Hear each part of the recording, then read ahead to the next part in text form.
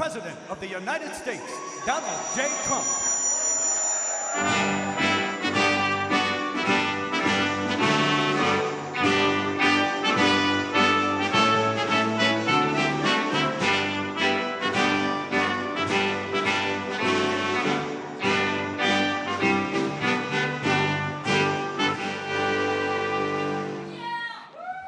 Well, thank you very much.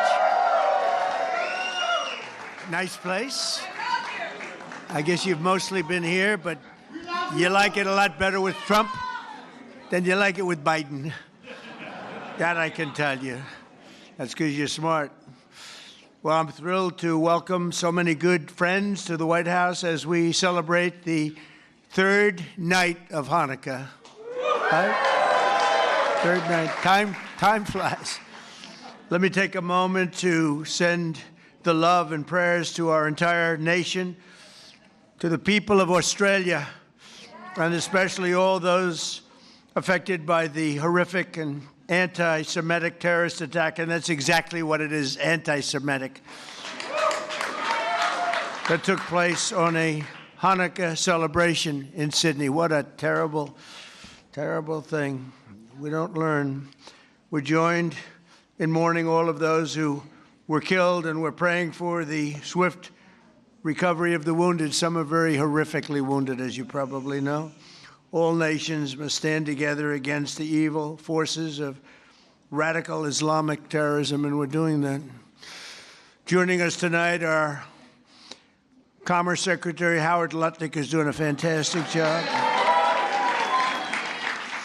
Representatives Paul Gosar, David Kutzoff, Claudia Tenney, Ronnie Jackson, he was my White House doctor. Ronnie was asked, who is the healthiest of all? Was it Barack Hussein Obama? Was it Sleepy Joe Biden? Or was it Donald Trump? And he said Trump was by far the healthiest.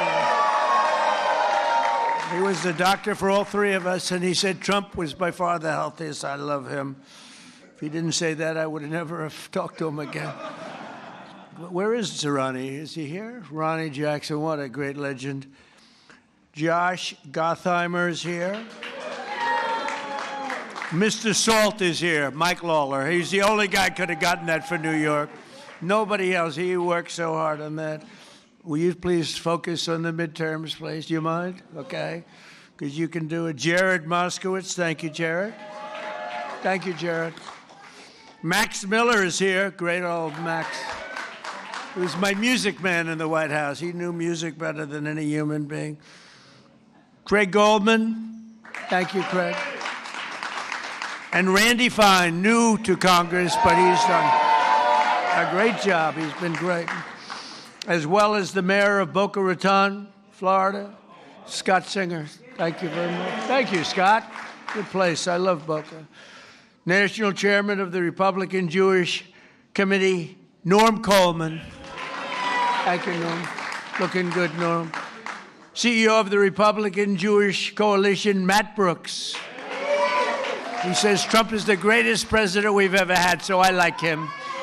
I'll take Matt any day. Thank you, Matt. CEO of the Israeli-American Council, Ellen Carr.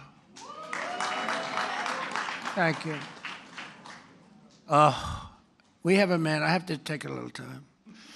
Because every Saturday night, used to be Sunday, then he did so well that they put him on Saturday too, Saturday night. Do you know who I'm talking about? Because there's only one has Saturday and Sunday. And Saturday is considered Death Valley, but it's not death because of ratings. Nobody gets good ratings. Although actually my daughter-in-law is doing well, and you always did well. The great one, Mark Levin. And much more importantly, his much more brilliant wife. Where are you? There you are. Would you come on up here, both of you? Get up here. Get up here. Look, every Saturday, every Sunday, I'm forced to watch television to listen to this guy talk about how frickin' great I am. Because he does like Trump. There's no question about it. Come on up here, Mark. Get up here. Come on up. What a beautiful couple. Did you get lucky? If you weren't a genius, you wouldn't have a wife like this. Mark, say a couple of words. Come here, darling.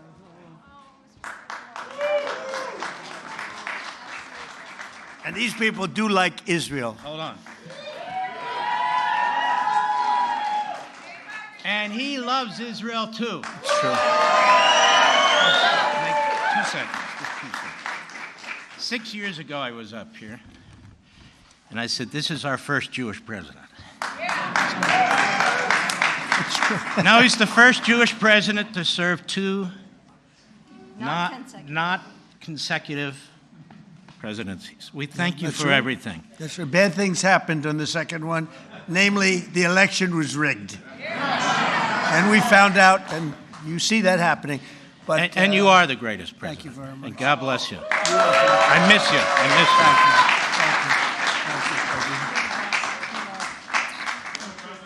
Thank you. Take care of that guy. Take care of that guy. No, he's so great. Thank you, Mark, for both being here. You both really are amazing. So, Rabbi Yehuda Kaplan. Thank you, Rabbi. Oh, no. Sid Rosenberg. There he is. Sid. Do you want to come up here, Sid? Mark, should I let Sid come up, Mark? I think so. Come on, Sid. So Sid's got the #1 radio show in New York. Got the #1 radio show in New York, like by far, ABC. Works for a really nice guy, too. Actually, he's not that nice, but he's nice as far as I'm concerned. He works for a good man. Say a few words, Sid. Thank you. I love him. Do you all love him? Has there been a president even close to this guy, even close? And now I know I love him. He starts tonight talking about Australia. Good luck with anybody else in our government, starting with the Jewish people in Australia. Nobody better. And the fact that you called me up on stage, I'm going to say this. My beautiful wife Danielle's in the audience. The birth of my 2 children. Outside of that, President Trump, this right now is the greatest moment of my life. Thank you. He's almost crying. He never cried. He hasn't cried since he's a baby. Well, he's a great guy and a great man, and he loves Israel. And boy, you got some good people. Harmeet, thank you very much. Harmeet Dillon is here. And she sues the ass off of anybody that is anti-Semitic. She's doing a lot of them right now. Harvard wished they never heard her name, right? They're going to pay a lot of money, right, Harmeet? They're going to pay a lot of money. Sid, it's an honor to have you up, and you do a great show, and we appreciate it. And say hello to the Casamatides person, who's fantastic. And another person, I really love her. I think she's a beautiful woman. You're not allowed to say that anymore, because if you do, it usually means the end of your political career, but I've been threatened much worse than that. I think she's a beautiful woman, inside and out. Liz Pipco. Liz, come up here. Enough with the Sid and the Mark. Come on up here. Look at her. She has been so strong for Israel and for our country. Let's say a few words, please. Hi, thank you. First, I want to address the elephant in the room, which is me tonight. I am grateful to President Trump for so many things, but now, most of all, I'm grateful for this tiny miracle which exists because Donald Trump ran for office in 2016. I met the love of my life on that campaign, and now, in addition to saving the world, I will have a child, thanks to President Trump. And much more importantly, the Jewish people have been through a lot, of course, the last few years, last weekend, and I just hope on this holiday of miracles, we realize what a miracle it is to be in the greatest country on the face of the earth, in the most beautiful building, and with the greatest president this world has ever seen.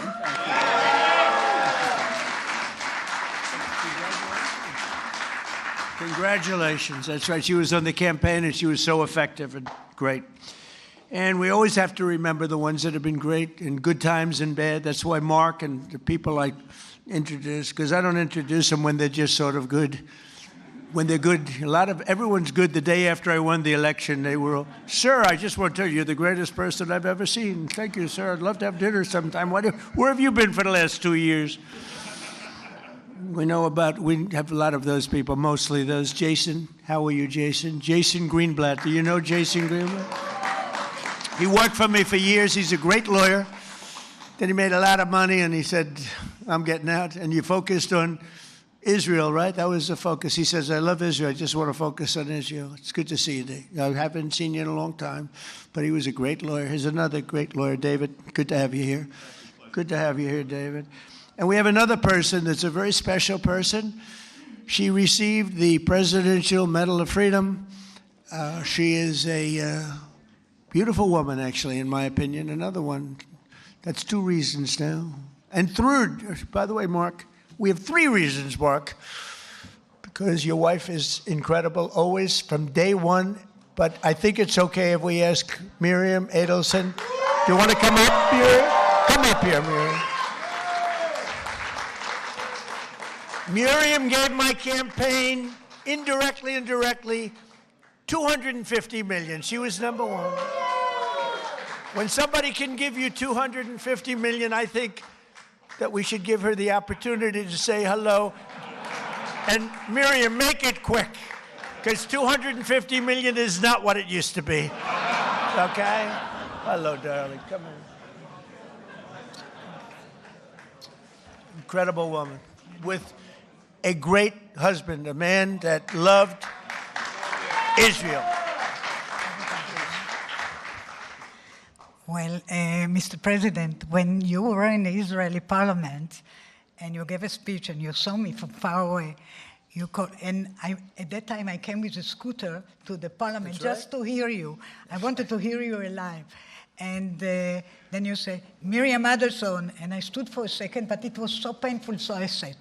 Then you screamed, Miriam, stand up!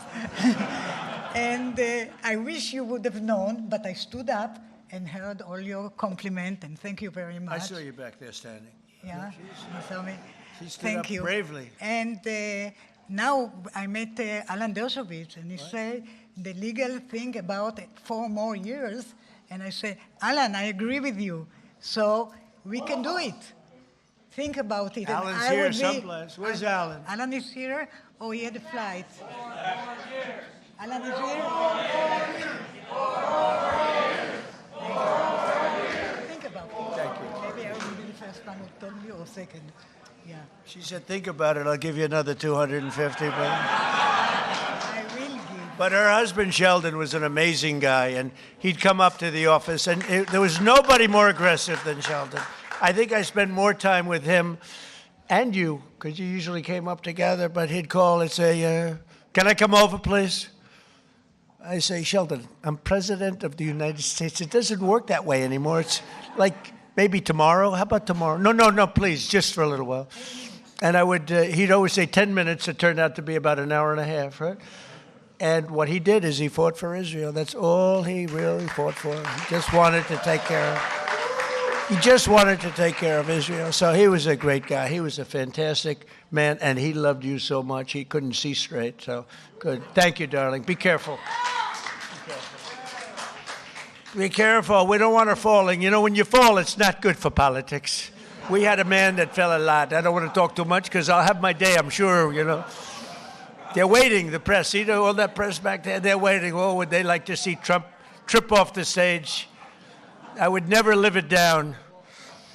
But anyway, it's so, and we have so many friends. I can't mention everybody, but we have so many friends. Hello, my man. How are you? Boy, we have good people here tonight, huh? This is the A-list. This is the A-list of any list. But it's an honor to have you all. It really is. What you've done and what you've gone through is incredible. And as a people, there's never been anything like it. You know, I told Bibi, I said, you know, it's amazing what you've done. Because when you look at the Middle East, you take a map of the Middle East, I said, the land is so small. It's so tiny. It's like hard to believe what you've been able to do. Now, it helped the B-2 bombers that we sent in to wipe out the... We gave them a lot of help. It helped when we were shooting all those drones down from jet fighters. Don't ever let anyone tell you a drone is better than a jet fighter. A drone's very nice. But when you have F-22s circling around them like there's nothing, just shooting the crap out of them out of the air. Don't let anyone convince you that a drone is better than an F-22 or an F-35 or any of that stuff. But they're nice. They're nice. But we had our fighters shooting the hell out of 2,000 drones were launched at Israel, and they were just knocking them out. The only problem, on occasion, they'd run out of bullets. But every one of them took out a drone, and we did a great job. And then we did the best job of all, is we knocked out the Iran nuclear power. And they would have had that, and within a month, I think they would have been a much different story, would have been talking from a much different place. But the story of Hanukkah began more than 2,000 years ago in ancient Jerusalem, when the oppressive tyrant, and they were really oppressive, tried. By the way, a lot of things don't change so much. They'd be oppressive today if you didn't have strength. You need strength, Mark, right? If you don't have strength, and if you don't have a partner with a good president, don't forget you had a president previously that believed in Iran. They ditched the entire world for Iran. That's why they signed the Iran nuclear deal that I terminated immediately. It was the worst deal. And Bibi Netanyahu came over here to beg Barack Hussein Obama not to sign that deal, but he signed it. He signed it. It was a whole different world. And that's why I wonder. I got the highest Jewish vote. Now, I have to say, in Israel, they say I'm at 99%. But over here, I was like at 50. It meant that 50% of the people over here voted for Kamala. Is that possible? Is that even possible, right? So anyway, but they suppressed the Jewish worship and imposed foreign rules. Are we okay over there? Just want to make sure you're okay. You okay? Good. I want to make sure you're perfect. Okay? Thank you very much, yeah. Yeah, is there a doctor? Get a doctor over there, please, just in case. Go ahead, hop over there, please. Okay? Good. Thank you very much. Everything good? Okay. Great person. Against overwhelming odds, a small band of Jewish fighters rose up to defend the Jewish people's right to worship freely. When they reclaimed the Holy Temple, they found only a single flask of sacred oil, just enough to keep the Menorah's light burning for one night. They wanted that light to burn just for one night. Yet, as the story goes, that small flame endured for 8 days. Do you know that story? Does everybody know that story? For thousands of years, the miracle of Hanukkah has reminded us of God's love for the Jewish people, as well as their enduring resilience and faith in the face of centuries of persecution. Centuries. And it continues. It continues. Who would believe this could continue? And it sort of started here with schools and universities, and Harmeet's taking care of that situation very strongly in the Department of Justice, right? Who would believe it? But we're grateful to be joined by another reminder of that unbreakable strength, two courageous survivors of the Nazi Holocaust, Jerry Worotsky and Michael Bornstein. Where are they? Where are you guys? Well, you look good. You look better than I do. You look fantastic. Jerry was only 9 years old when the Nazis invaded Poland. He lost both of his parents in the camps, but refused to let their murder defeat him. After the war, he came to New York, where he had an incredibly successful career, became very successful, and became a good friend of Melania and myself. And I want to thank you, Jerry, and that's incredible what took place. Thank you very much. Thank you, Jerry. Thank you very much. And Michael Bornstein lost both his father and mother in Auschwitz when he was just a very young man, a toddler actually. Through the love and sacrifice of other family members, he managed to survive and reunite with his mother in later years. They would come to America, where Michael received a scholarship to college and eventually earned a PhD in chemistry. and became one of the most brilliant chemists anywhere around. So Michael and Jerry, I want to just thank you. We're honored to have you. This whole group of people are very honored to have you both. Thank you very much. Thank you. Thank you very much. Thank you, Michael. As President of the United States, I will always support Jewish Americans, and I will always be a friend and a champion to the Jewish people. I have been. And I will say, you know, if you go back 10, 12, 15 years ago at the most, the strongest lobby in Washington was the Jewish lobby. It was Israel. That's no longer true. You have to be very careful. You have a Congress in particular which is becoming anti-Semitic. You have AOC +3. You have those people, Ilhan Omar, she hates Jewish people. And you have to be very careful because there's been a big change. You know, if you go back 15 years ago, I'm not Jewish, but my father was very friendly with many, many Jewish people, was honored by Federation. I would go with him to Federation of Jewish Philanthropies and many other things. And we grew up respecting and loving Jewish people. You know, you don't even think about it. In Brooklyn and Queens mostly. And my father didn't go to Manhattan. He never went to Manhattan from the standpoint. He could never understand how in Brooklyn you could buy a piece of land for $3 a foot and how in Manhattan you had to pay $1,000 a foot. He said, I can't get that. I don't like it. I like to buy it for $3. So it was different. It's a different thinking. In a way, I'm glad he didn't do that because he let me have some of that fun. And I had a lot of fun in Manhattan. We did great. But my father would tell me the most powerful lobby that there is in this country is the Jewish lobby. It's the Israeli lobby.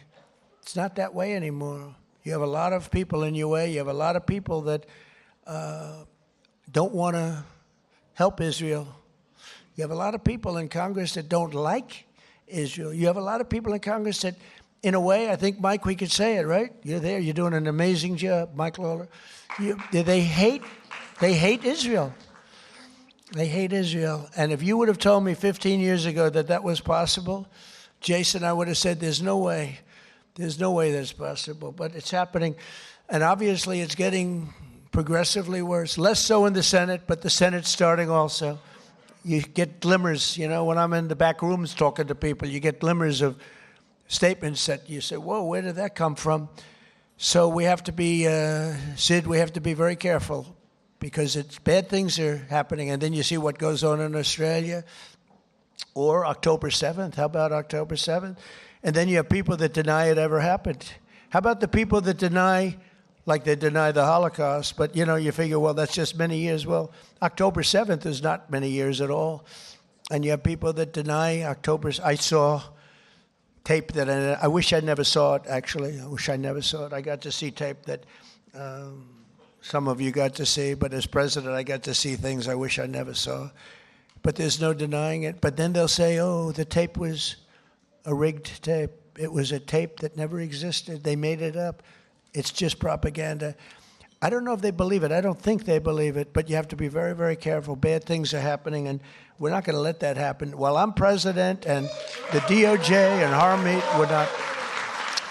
we're not going to let it happen. But please be vigilant and careful because you have some bad people that are now in Congress that were unthinkable to be in Congress 12, 13, 14 years ago, 15 years ago. Within days of taking office, I signed a historic executive order to combat the vile scourge of anti-Semitism, as you know. It's the strongest executive order of its kind ever signed. And we're also mobilizing federal resources to protect Jewish students and faculty. The faculty is under siege. The students are under siege. When you look at Columbia, you look at Harvard, you look at some of these schools, what's going on. But the faculty on campuses across America and are deporting foreign jihadist sympathizers and terrorist supporters at record levels. We're deporting them. We're not putting them in jails. We're deporting them. I terminated the disastrous Iran nuclear deal. And this summer, We obliterated Iran's nuclear program like nobody's ever seen. And even that, CNN fake news, they're back there. The camera's roaring. The light will go off in any second now. They hate when I mention their name because they know it's only bad because they're crooked as hell. They're fake news, you know, the term. I think it's one of my better terms, Sid, right? I don't think anybody takes it away. We have some good ones, Pocahontas, but I think fake news is probably pretty good. The only problem is it's actually not strong enough. You know, fake, it's crooked, corrupt, disgusting news, but we'll have to do with fake. But Sid, fake isn't strong enough. That's the only problem. It's actually, I wish I could come up with a word that's really more powerful than fake, but fake is good enough. But CNN with the attack on Iran, they said, well, I used the word we obliterated them. You know why? Because the pilots told me they know better than anybody, and the pilots told everything, and then we had visuals. And these pilots are coming back after having endured the most dangerous ride. I said, did you guys, I had them all to the Oval Office after 2 weeks after the attack. I had them all. I had the pilots, and I had the people that maintained the planes. I had the people that fly the tankers. We had 52 tankers because we had the 7 major planes. We also had 4 planes flying in different, of the B-2, flying in different directions. Iran didn't know what the hell was happening. But we had a whole force of F-22s, most beautiful fighter jet ever made, most powerful fighter jet ever made. And F-35's a brand new one. And they're stealth. Believe me, they're stealth because they went into Iranian airspace and Iran never saw anything. And it was, think of this, 2 o'clock in the morning. It was dark at night. There was no moon at all, no light, no nothing. And every single bomb went right down those air shafts into granite mountains, right down those air shafts. At 2 o'clock in the morning with no vision, every single bomb hit its target. And CNN said on the way back, they were on the way, they hadn't even landed yet, well, maybe the attack wasn't that bad, because I used the word obliteration. I turned out to be right. The Atomic Energy Commission shortly thereafter said it was total obliteration. Iran actually said it was total obliteration. In fact, they said touchdown. Yeah, it was a touchdown. But it was amazing. And we've never had an apology from CNN, So you have fake news against you, fake news. And I didn't fight for you. I wasn't fighting for you there. I was fighting for those pilots that were so brave to go there. When they came into the Oval Office, I said, you can't seriously enjoy this. They said, sir, we enjoy every minute of it. We were practicing this and the predecessors. We were practicing for 22 years, they said. For 22 years they were practicing. And no president had the courage to let them go and do that. They wanted to do it for 22 years. And the predecessors mean the young pilots at the time. But for 22 years, 3 times a year, they were practicing that run. And I'm the one that said, let's go get them, let's do it. And if we didn't, and they thanked me. But I did say to the pilots, enough is enough. I said, do you really like being in that plane when they're waiting for you? They know you're coming, it's dark, it's cold, it's everything is, and you're in a plane, and there are bullets flying all over the place. Sir, I wouldn't trade this for anything in the world. Can you believe these people? And I love you people, but I'm not getting in that plane.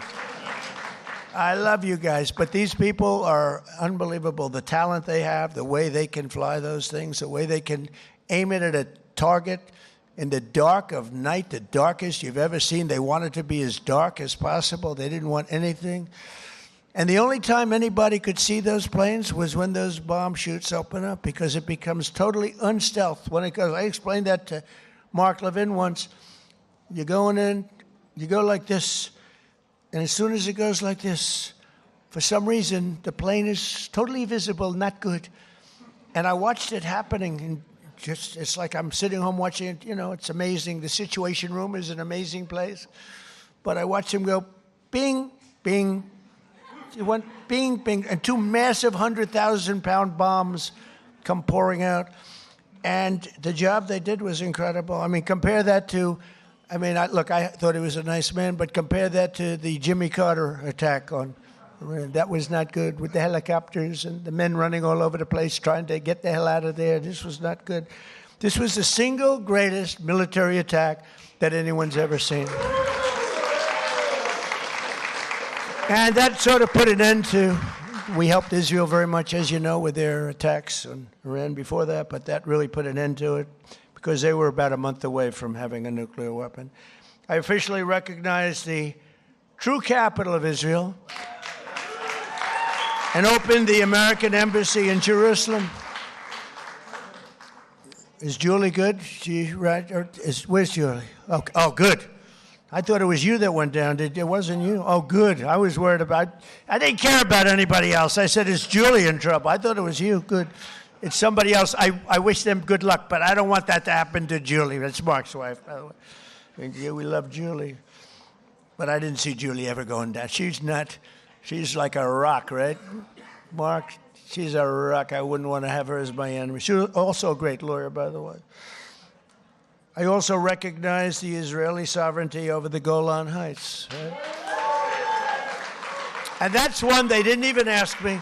Even Sheldon, who was the most aggressive human being there is in the entire world, this incredible woman, although she had total control. He was aggressive with everybody, but Miriam, he would play games with Miriam, but he was actually a sweetheart. But he never even asked me about the Golan Heights because he said, that's a step too far. I actually gave it because I called up. I heard so much about Golan Heights. From Jason Greenblatt, I heard it, from so many people. And I actually asked David Friedman. I said, he was the ambassador at the time, good guy. He said, and by the way, Mike Huckabee's doing a great job now. Two good ones, two very good ones. But I asked David Friedman, I don't know if David's here, but I asked him because he is so Israel-oriented. I mean, he's great. I said, David, tell me about Golan Heights in 5 minutes or less. You know, I'm taking in like 1,000 years of history in 5 minutes. I said, give it to me in 5 minutes or less. And after about 2 minutes, I said, I understand. You need it so badly for so many other reasons. You need it for defense. You know, in the old days, before we had all the sophisticated radar and all the things, it was everything because you were up high. But I learned enough, and I signed the Golan Heights, the rights to the Golan Heights over to Israel. Nobody thought that was possible to get. They've been working on it for 70 years, Mark. 70 years. You know, planes would fly into places that have meetings that would last 2-3 days. All they talked about was the Golan Heights, right, Jason? And nobody ever did anything. But I did it, and we did it quickly. And I say, good luck to you. Then I found out the value of it, trillions of dollars. It could be worth, if you think, trillions of dollars. I said, yeah, maybe I should have asked him for something. But with Jared Kushner's help, Jared has been a great fan of Israel, the Kushner family. And by the way, how good is Steve Witkoff doing, right? You know, I got Steve involved in Russia, Ukraine, and the Middle East. Bottom line, we have legitimate peace in the Middle East. You know, you may have a little outbreak every once, but we have 59 countries all signed on. They'll do whatever is necessary. And Hamas, say what you want. Hamas, you know, we got back all of the hostages and all of the dead, young, beautiful people that were dead. And nobody thought that would happen. In fact, I even said, the toughest are going to be that final 20. We're never going to get them. But we played very tough, and we were very tough. We meant it. And we wanted to get back the 28 dead. 28 dead, young, beautiful people dead. Most of them, I think, pretty young. All of them pretty young.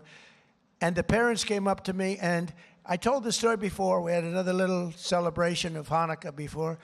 But I told the story before where the parents were as dedicated to getting their dead son back as they were to getting the live son back. It was an amazing and a beautiful thing, but I didn't think it would be possible. And then when we got the 20 back, when we got the live back, we didn't have anywhere close to the 28 dead.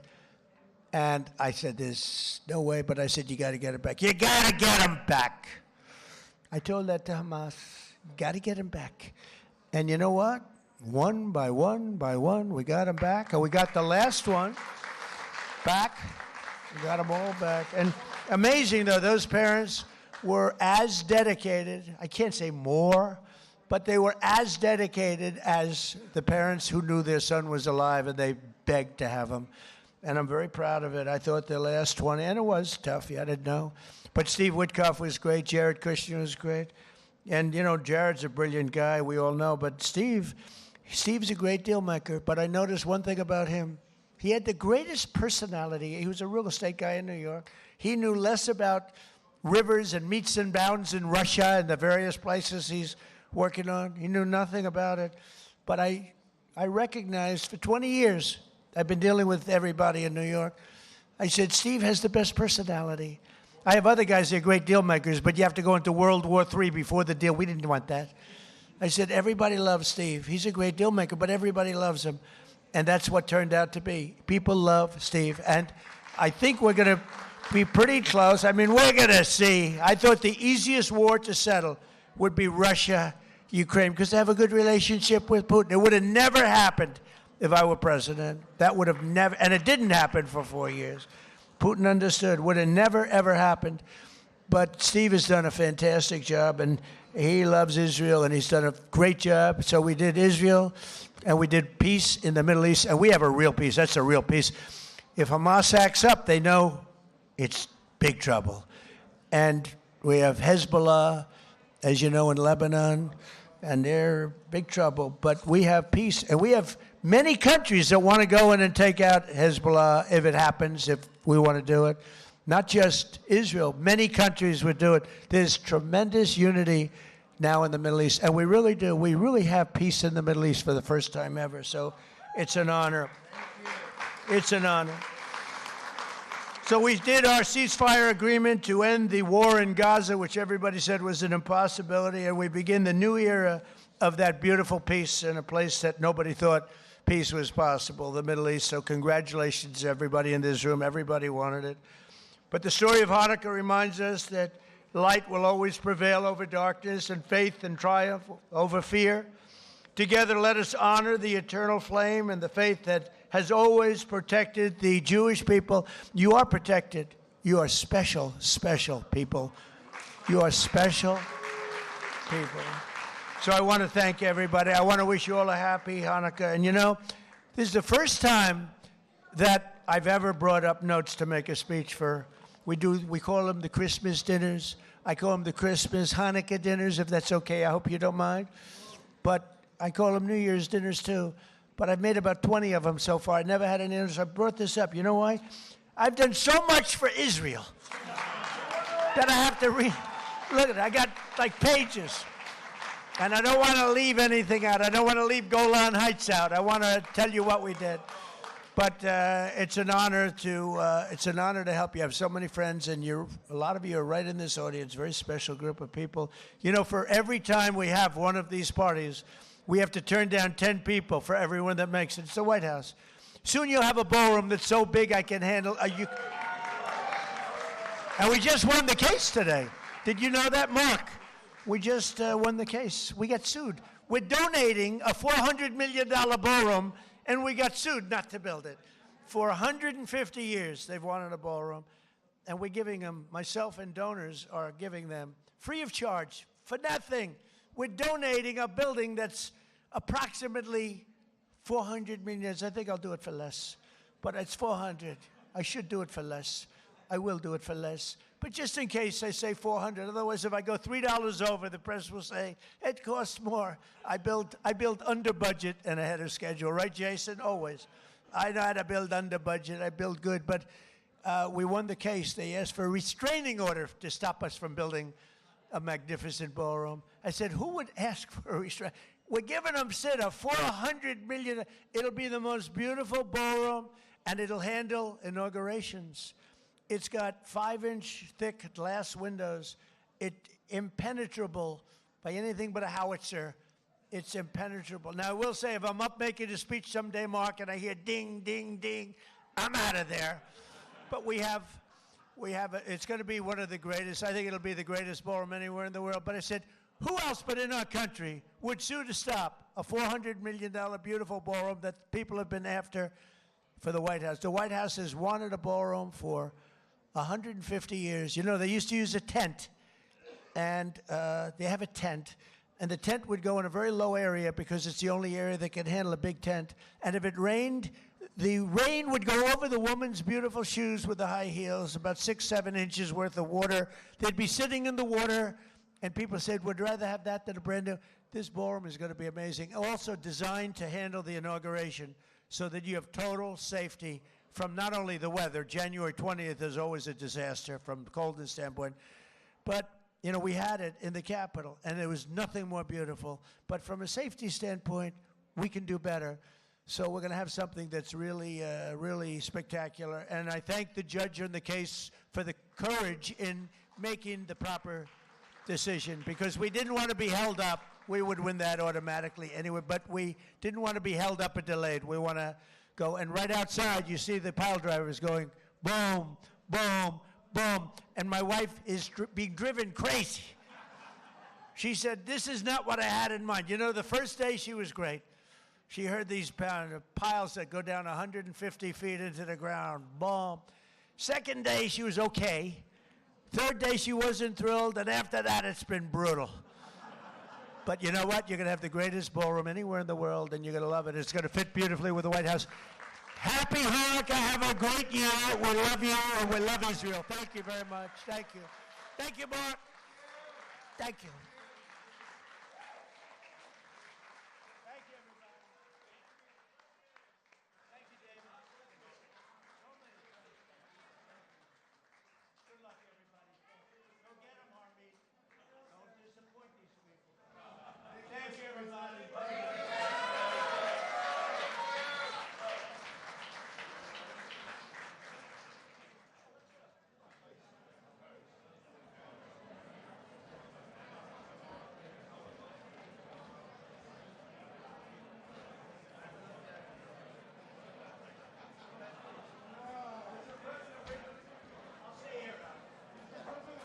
Read the prayers into the mic.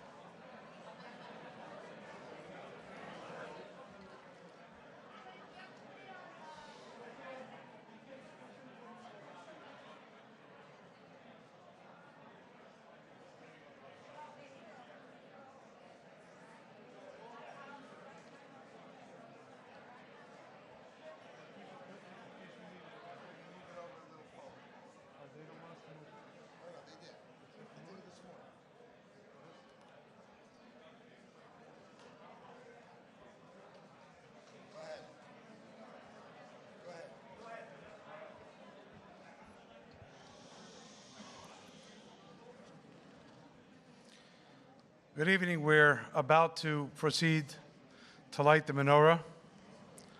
Mr. President, you know that I'm Jewish. You know that I'm American. You heard? Yeah. You know that I'm American, but you may not know that a very large part of my family lives in Australia. And that includes some of those who had escaped the attack and some who didn't. And all I can say is, listening to them on the other side of the world speak about you, you don't just express solidarity, you practice solidarity with the Jewish people.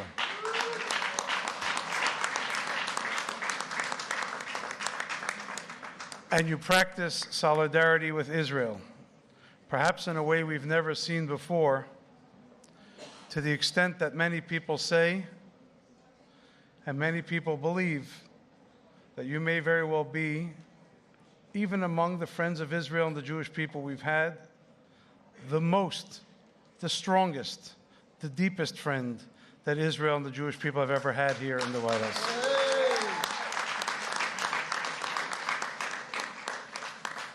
That's not to negate anything anyone has done for us, but just to tell you how so many people feel about you.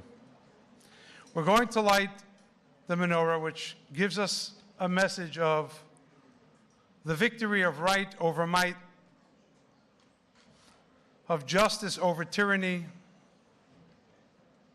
of light over darkness. And it is especially in this time when the Jewish people has so much of a burden that we need this light. We need this strength, not only from each other, but from you, Mr. President, who constantly remind the world that even if they all turn against us, God forbid, you never will.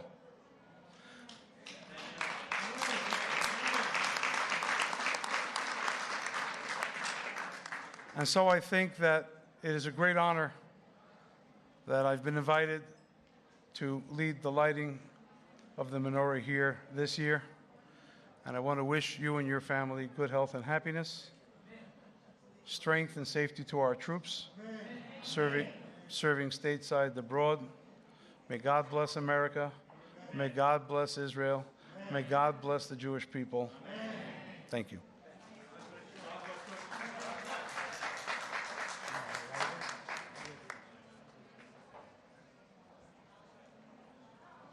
We're going to make two blessings.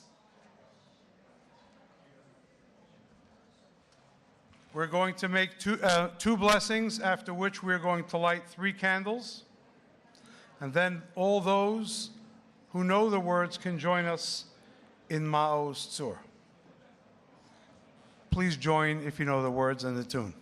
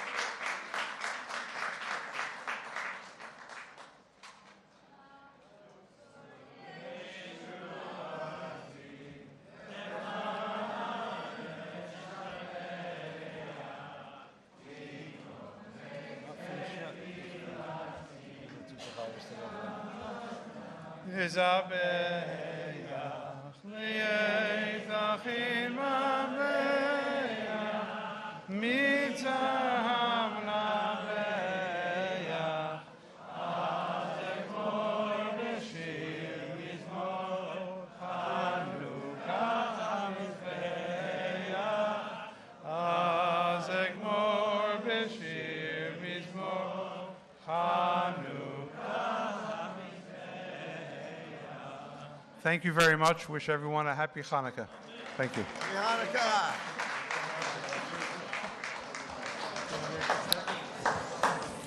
Hello, everyone.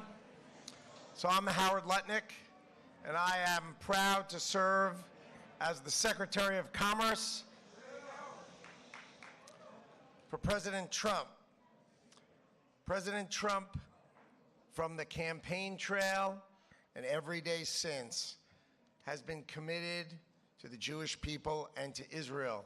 And I told everyone on the campaign trail that President Trump would be the best friend in the White House the Jews and Israel has ever had, and he has delivered exactly that, exactly that. He speaks with moral clarity. When the fake news would come at him and say Israel and the IDF were committing genocide, each and every time he came at the media, at the fake news, and said, no, it was October 7th when they murdered, they raped, and they killed babies. He made it crystal clear each and every time, and that is why I love serving in the administration of Donald J. Trump, the greatest president ever. Thank you. Happy Hanukkah, everyone.